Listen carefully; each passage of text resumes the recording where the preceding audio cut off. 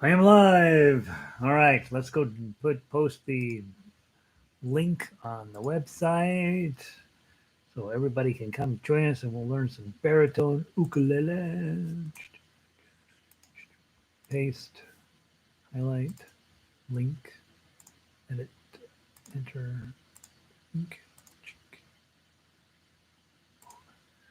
update, and update. Okay, so that should get us in. If you're watching the recording of this and you've never ever seen me before, congratulations.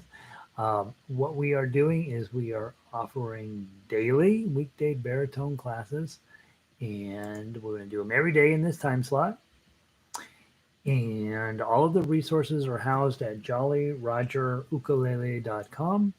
And the idea will be that we take you from this is a brand new course that we're building up right now.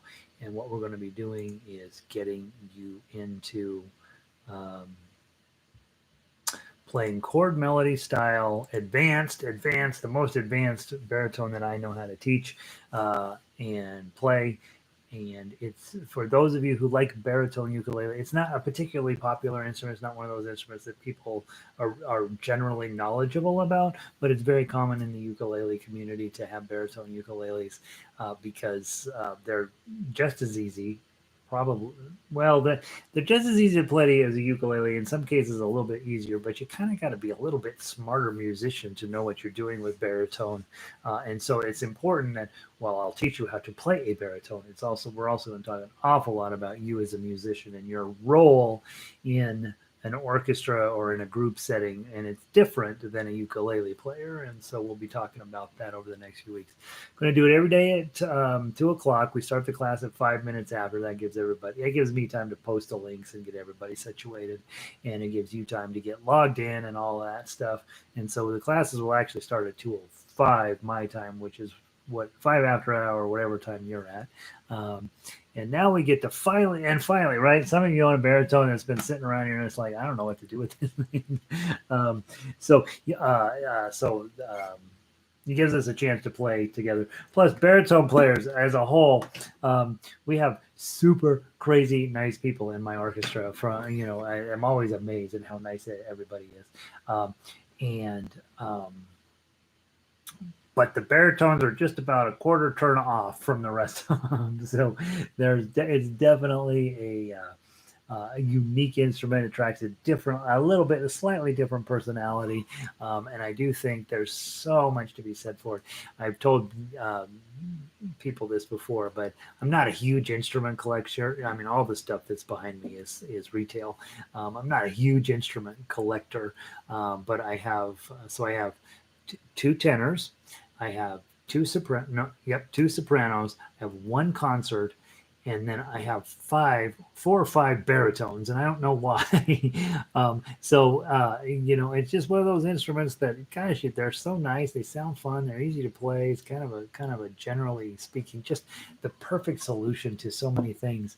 And uh, I don't know why I have so many baritones, but I take it very seriously. I do like it, and I want you to like it too. So let's see who's logging in here. We've got Kay. Kay has been with me for forever, and Kay teaches a bunch of ukulele here up in northern Colorado, and so she's all things to ukulele in Colorado. Cindy is here. Cindy has been playing ukulele a long time and baritone a pretty long time as well. Very fine musician, but doesn't take lessons, right? She just kind of does stuff. And so I'm delighted to see you, Cindy. She's taken a couple lessons with me and really, really like advanced player. So now we'll put all the stuff she should have learned. We'll put it together in a big fountain. We'll build a building for her so that she knows how it is. Jack lives out east. I don't know Jack. I'm delighted he's here, right? Gary is here. He lives up in Vancouver and Washington, right? Right, Gary? Did I have that right? He's here. Delighted he's here. And let's see, Diane, Mike loaned me a baritone. We will see if this old Mike can handle it. You can handle it, Diane. Diane and I have been together a long time. Um, Diane has been playing and kind of organizing this community group that's been meeting out in the park and just knocking out, just loving playing music, right? So this is just another way to do it. Carol in from Nathrop, which is up on the hills here. I think I drank some of Gary's flavor. Oh, you bought a baritone and you love the way it sounds. Yeah, guys, they sound beautiful. They're really, really fun. So glad you're here. Terry's in again. Terry lives here down in Denver with me, and not with me, but next to me. No, somewhere down the street from me.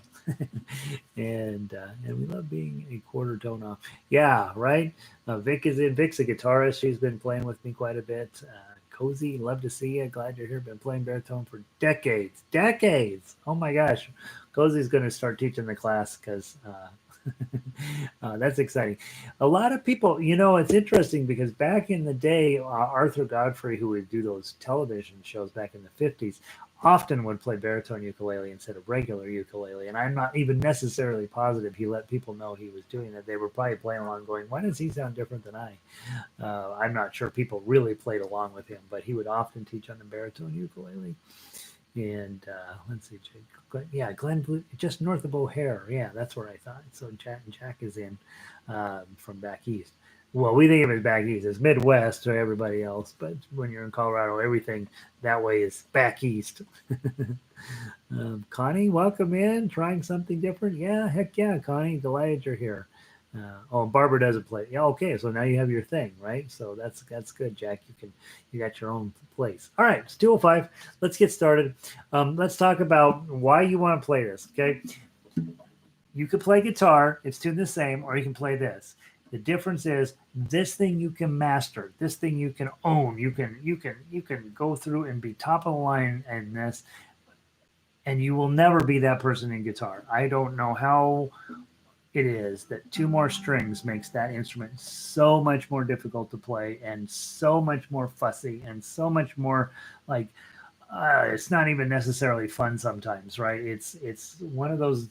This guitar that's sitting right over here, I love him. We're gonna get married one of these days, but I don't really like him. Just that much harder to play. This is not that. This is a whole world of easier to play.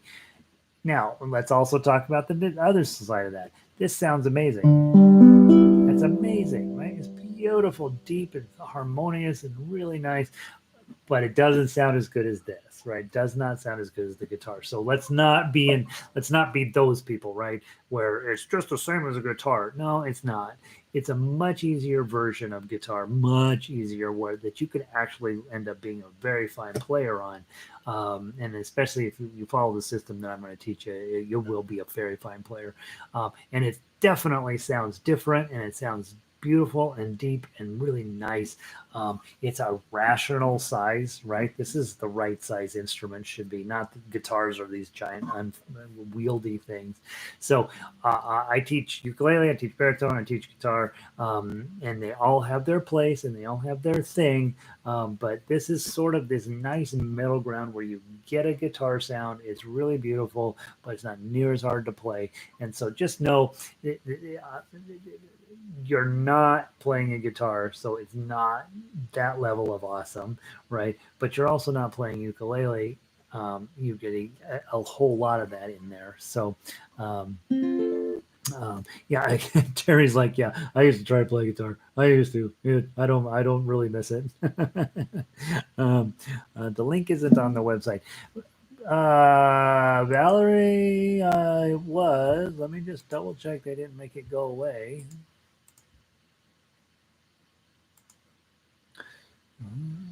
Repeat. Go back up. All right, I got the page. Yeah, it's there, Valerie. Yeah, sorry you missed it. Yeah, it's on the front page of the website, so you probably just need to refresh your page. It's there. Sorry, Valerie. Anyway, so now, as far as I am aware, nobody teaches this as a class. I have Terry, Cozy. Have you guys ever had a class in this? I don't think they just don't teach it, and I don't know why. There's plenty of interest in it, as you can see. We got 14 people hanging out with us today. 12 of them are actually interested in this, so the other two are people who are just wandering through. But it's a good instrument, and we're going to learn to play it as if the same exact system I teach on ukulele. There's two things I want you to know about that system. Number one, the ukulele system is designed to teach ukuleles to be ensemble players and um, solo players. I'm going to teach you the same thing. Here's the problem: you guys have to have two separate sets of sheet music. You're very unlikely to play in an ensemble of just baritone players. We have one in my orchestra, but I also have 100 players, right? The chances of you finding enough baritone players hanging around in your neighborhood to get together and play is pretty unlikely. Maybe here in Denver, but not generally speaking. So the chances are more like are you're going to have to go play with other people who are playing other instruments. And that means if you go play with other guitar players, you're fine. They're going to be in the same tuning as you. But if you go play with ukulele players, which is much more likely that you're going to do, they're in a different key than you. And so you're going to have the ensemble sheet music instead of the solo sheet music. So that means you got to be smarter as a baritone player than they are as ukulele players in terms of being able to negotiate which key you're working in. And yeah, you found me anyway, Valerie. So that makes me happy. You know where I am, YouTube. um, so you're gonna need to be smart about which key are we playing in. That will be one of the things that you ask a lot if you're hanging around with ukulele players. Ukulele players are not comfortable with switching keys, and so they want to play in whatever sheet music they have in front of them. You as a baritone player, if you're playing on by yourself, you can play in whatever key. You can actually play ukulele sheet music. You can play guitar tablature. You don't have to do anything. It's just that when you get together with other people, if you're playing with guitarists, you're fine. You're unlikely to do that. If you're playing with ukulele players, which are much more likely to do, you've got to be ready to switch keys. And I'm going to talk to you about how you think about that and the ways you do that. The link is at the top of the homepage. Oh yeah, that's probably a problem, Valerie. I'm going to put the links all at the top of the Jolly Roger page. That way you don't have to scroll down to find you. That's probably what happened there, Valerie. So the links are at the very top of the page. There you go, Vic. You got it figured out. All right. So now, some of you have quite a bit of experience in playing other instruments. Some of you have, I don't know, it's possible you have no experience. So I'm going to start you with dead on bottom. And by the way, if you end up loving this, you're going to end up teaching somebody else. You're going to want to have use me as the example of how to teach this, and then you modify it to your student, right? So the first thing is let's get tuned up correctly. Okay, on a guitar, you got Eddie 8 Dynamite, Goodbye Eddie. Well, Eddie and 8 are gone. Okay, so now we're at D, G, B, E. So I put dark, gloomy baritones explode. All right, but figure out some number, some acronym that works for you. D, G, B, and E. Okay. Couple of thoughts on strings. A lot of times baritone ukuleles sound terrible because the strings that are on there are from the 50s. Okay. I have been putting on the high tension Savara's classical guitar strings. I put strings 1 and 2 and strings 4 and 5. Okay, so I end up not using string 3 and string 6 on these. You want the high tension because it's a little bit tougher, and so you get a little bit more oomph out of them. Okay, and then I like the Savara's classical guitar strings because they're sort of a silver wound type thing down over here. They just have a nice lush sound to them. If you don't already own a Snark, you should go get one. If you're in Denver, I sell them for $18. Amazon, I think you get them for $18.50. But you want the one that's chromatic. You want, I think it's ST8 or SN8. One of those two. It's the chromatic, high definition, brand new, top of the line Snark. That's what you want. You stick it on the end, turn it on. There's just one button on the front. You click it, and you go to D, G, B, and E. Okay. If you're working with another player and you're like, yeah, let me teach you some baritone ukulele, you have to tune it for them. You got to teach them that, right? They're not going to just know it. And so also have them download a tuner onto their phone so that they have that. You're fine, Linda. Glad you're here. And so getting tuned up, obviously, first job every time. Be mindful. We tend to neglect these instruments a lot, which is silly, but we do. You got to change your strings every year, no matter what. No matter what, whether you play it or not, you're going to have to change them every year. These modern strings decay. So if your strings are older than a year, let's get some new ones put on it. Okay. Second thing I would say is a lot of people will say, well, this is a bad ukulele because it's always out of tune. Well, every ukulele is always out of tune. The weather affects them and stuff. And because we have a short scale here, it's very iffy about the temperature and all this stuff. What string numbers did you say? So I use Savara's high tension classical. And you can send me an email and I'll send you the link to Amazon of where to get them. But I use the high tension, just the regular old Savara's ones. I use strings 1 and 2, and I skip 3. I don't use string 3, and then I use strings 4 and 5, and then I don't use string 6. Okay, so 1 and 2, 4 and 5. Okay, those are the strings I use. I think they sound the best. I've used lots and lots of strings and lots of different, obviously with 5 baritones, or 4, or however many I own, 5. I've gotten a chance to try all sorts of different strings, and I think that's the best setup that I have found. Okay. All right, let's talk about the string numbers. String number 1 is down here on the bottom. We wish it was up here, but it's not. It's string number 1 is down here, then 2, then 3, then 4. Okay, so it's when we strum down and we're strumming 4, 3, 2, 1, 4, 3, 2, 1, or 1, 2, 3, 4. Okay, coming up. Okay, and then your fret numbers 1, 2, 3, 4. Fret number 5 has a dot on it. That's exciting. Okay, fret number 7 has a dot on it. Fret number 10 has a dot on it. Fret number 12, they sometimes make it fancier, okay, right here. And then you have other frets down here. As a baritone player, you might actually use some of these once in a while. Not often, and certainly probably not with me, but it is possible if you're going to play in the same octave as a ukulele player, you'll end up playing down here. Whereas most of the stuff I put together is going to have you down here because you tuned lower. So I want to take advantage of those low notes. And so so you'll mostly end up down here. Also sometimes your ukulele will have dots here on the side, and if they don't, you might want to put one on there. You can get these little dots, you rub them on there and it creates a dotted. Having one at 5 and 7 is super helpful. So tuning, string numbers, and fret numbers. Okay, let's talk about how to hold the baritone ukulele. It's the same as all instruments. Okay, guitar, ukulele, they're all the same. You want to hold this with your flat up against your body. Okay, don't be pulling it forward to see what you're doing. Okay, that's not good.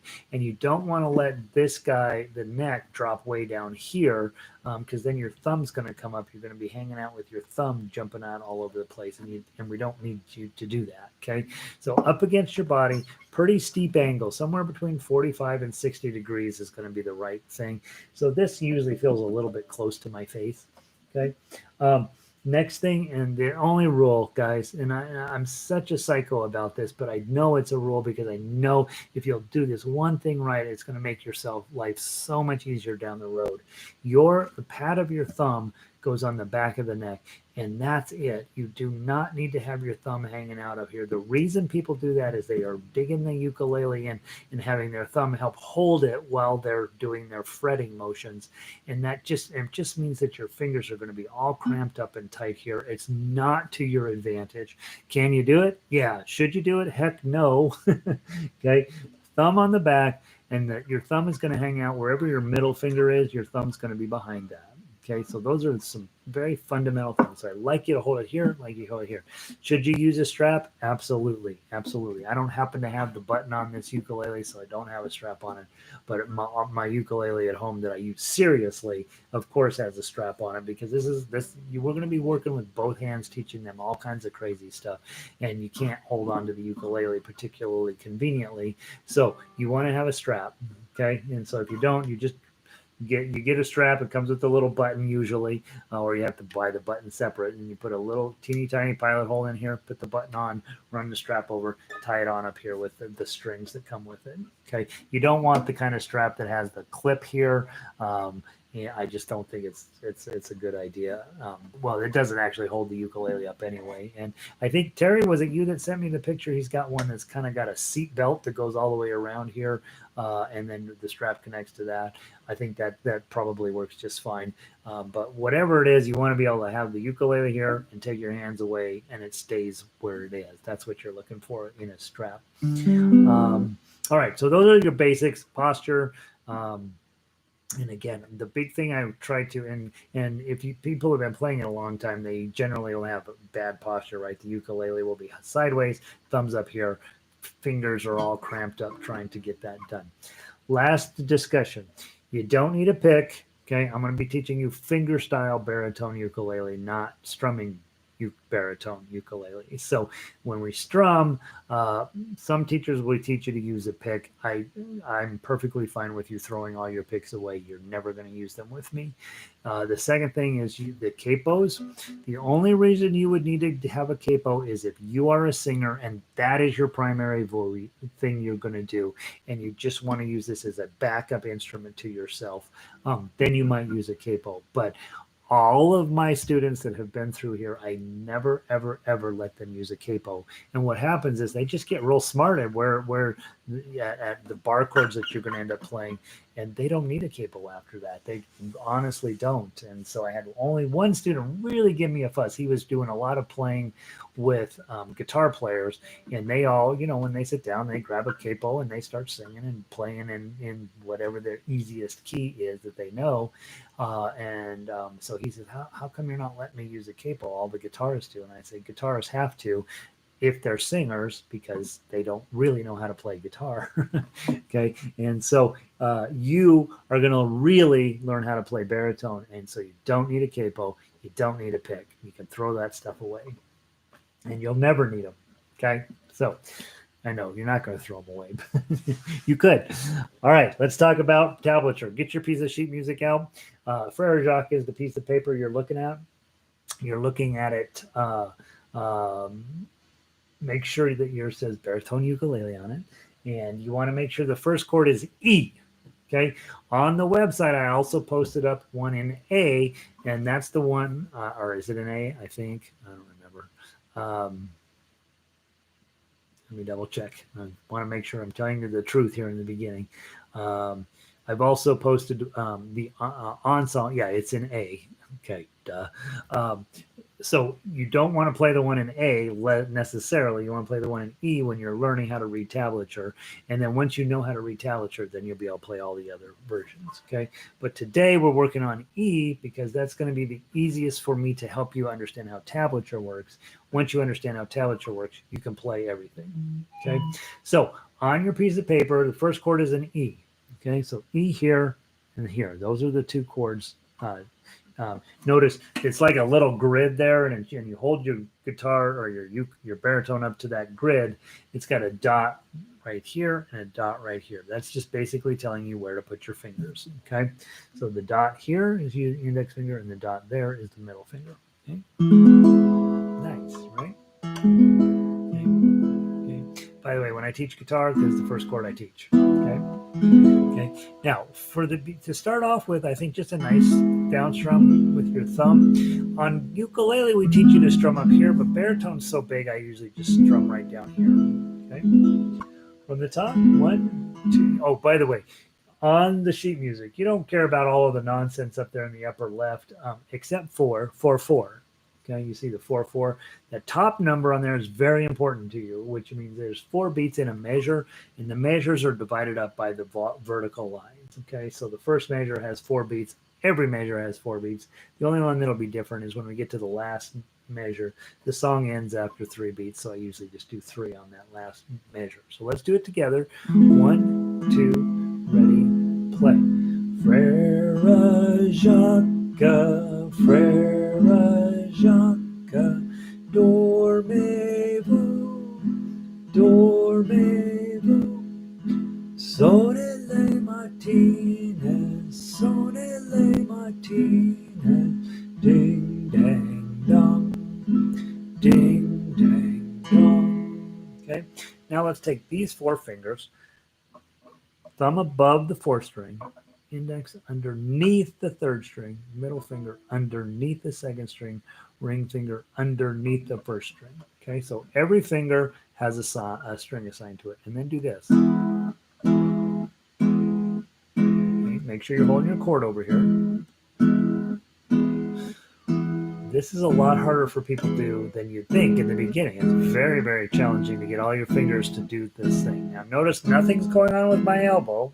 Okay, I'm not doing anything over there. I just have a very modest movement with the back of my hand, and most of the action is coming from my knuckles collapsing. Okay, let's do that.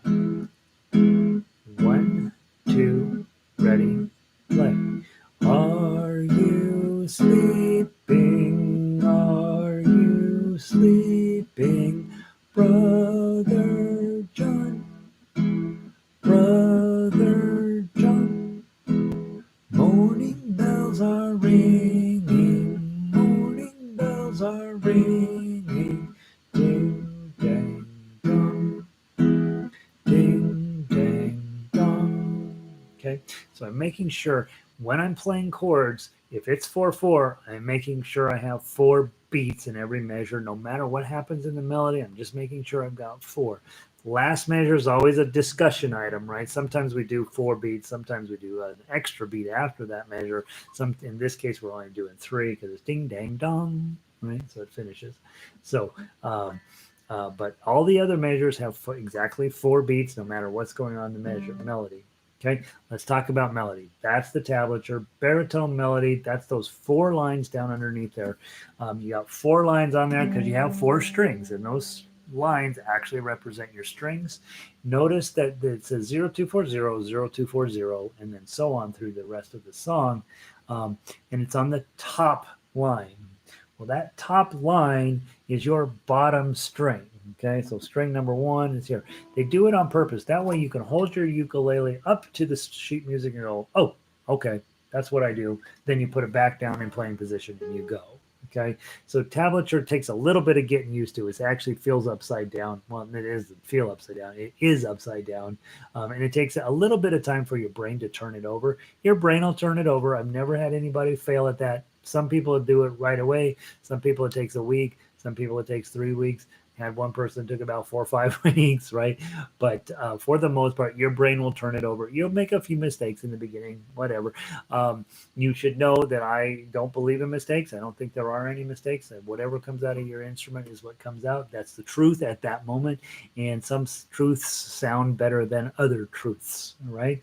So now, what we're going to do, instead of strumming now, we're going to play individual notes. So we're reading across the baritone melody line. It says 0240. We're going to play 0, just bottom string with your thumb. And then with your middle finger, put your 2 on. And then with your pinky, put your 4 on. And then a 0. 0, 2, 4, 0, 0, 2, 4, 0. Open middle pinky, open, open middle pinky, open, 0, 2, 4, 0, 0, 2, 4, 0. Now notice my middle finger, I'm not picking it up when I'm adding my pinky on because I don't want to do any work that I don't have to do. Open middle pinky, open, open. Yeah, no mistakes. They're spontaneous creative decisions. I missed the 0. I always say we're playing the jazz version when you make a mistake, you know, and you're going to make a lot of mistakes. If you're not making mistakes, you're not making music. So so don't ever think that just because a weird sound comes out of your instrument, it was wrong. That's the sound it made at that time. It's already in the past. You can't fix it. Don't worry about it. If you don't want to make that sound in the future, then you study what you did and try to adjust for the future. But in the past, it's already over and done with, so we don't lose sleep over it. Right? So 0240 and 0240, that's measures 1 and 2.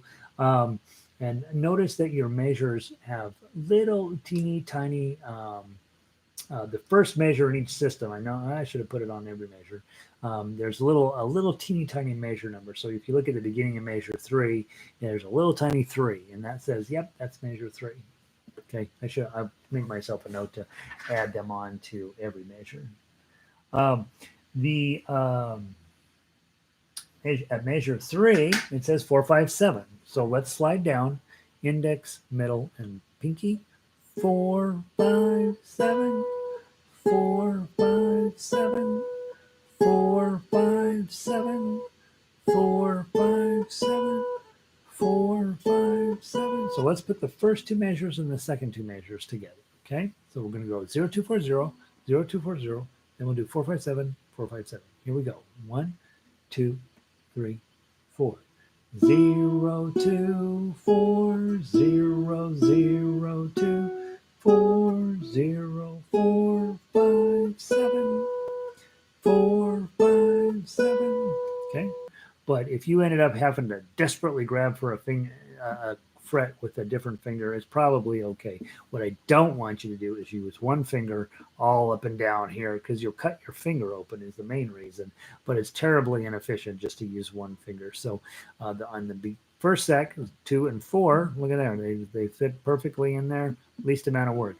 When you come up to 4, 5, 7, 4, 5, and 7, least amount of work, fits in perfectly. That's why we're doing that. Okay, well, next 2 measures are 7, 9, 7, 5, 4, 0. So we're going to start with a ring finger on 7, play 7, add your pinky on at 9, come back to 7, middle finger on at 5, index on 4, and then open. Let's do a bunch of those. 7, 9, 7, 5, 4, 0. 7, 9, 7, 5, 4, 0. 7, 9, 7, 5, 4, 0. 7, 9, 7, 5, 4, 0. One more time. 7, 9, 7, 5, 4, 0. Now, those of you with prior knowledge know that section is supposed to be much faster than we're playing it right now. For tonight, you don't need to play it fast. You want to try to get it fast. Tomorrow, we'll work on playing it fast. But your goal tonight is just to play the notes, okay? So before we go and replay the whole song, let's talk about the last 2 measures. Measures 7 and 8. Something very exciting happens. You get to hit the 0 on the first string. Then notice this next 0 is on the second string. And then first string again. First string, second string, first string, first string, second string, first string. That's how we'll finish up, okay? Let's play together. Normally, I would divide you up and everybody would have their own measure, but it doesn't work too well on YouTube. So let's do what we can just from top to bottom. I'm going to go crazy slow to give you some shot. Hopefully give you a shot at winning. Okay, 1, 2, ready, play. 0, 2, 4, 0, 0, 2, 4, 0, 4, 5, 7, 4, 5, 7. Nice and slow here. 7, 9, 7, 5, 4, 0, 7, 9, 7, 5, 4, 0. First string, second string, first string, first string, second string, first string. Let it ride. That's what you're after. Okay, if you're pulling that out successfully, you're in great shape for the rest of the month. Okay, let me play it at full speed so that you will know what we're going to be working on all this week. All this week, all this music will be cumulative through the week, so that by the end of the week we have a nice group of songs that we can make a concert out of. Okay, so I'm going to play it at full speed. You see if you can keep up with me. If you can't, perfectly fine. Right, that's your goal tonight, to work on this. 1, 2, 3, 4.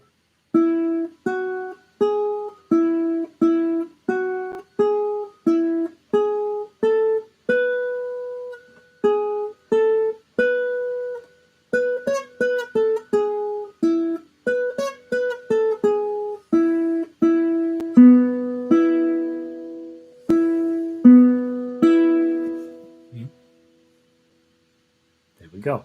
That's what we're going for. Okay, that sounds beautiful. Sounds really nice. Yay, I can play baritone. Now you play it two separate ways, right? One is with chord and one is with melody. So when you play with chords, you have to sing. But when you don't want to sing, you have to play the melody. In the instruction that I'll be giving you guys, we're going to take the chords, and next week, goodness sakes, tomorrow we're going to dive into the chords at a heavy duty level. We're going to get 4 chords that are important. We're going to really get those under your fingers and going well. We're going to continue to every day to be playing some melody and making sure that that's coming along for you. And then we're going to combine them. I want to play Moon River for you. I haven't played it in a while. I just thought, well, let's see what it sounds like. I want to play what you're going to play, and that is chord and melody together at the same time. And so this is where you're headed. If you will work with me, if you will stick with me, and there's 2 things you have to do to be successful. You have to practice. There's no getting around that. And you have to show up. Okay. Showing up means different things to different people, but I do know that if you will show up to these lessons, you're going to be able to play at a very high level. And you're also going to have the option of singing or not singing. Most of the programs out there will expect you to sing in order to get a song out of that.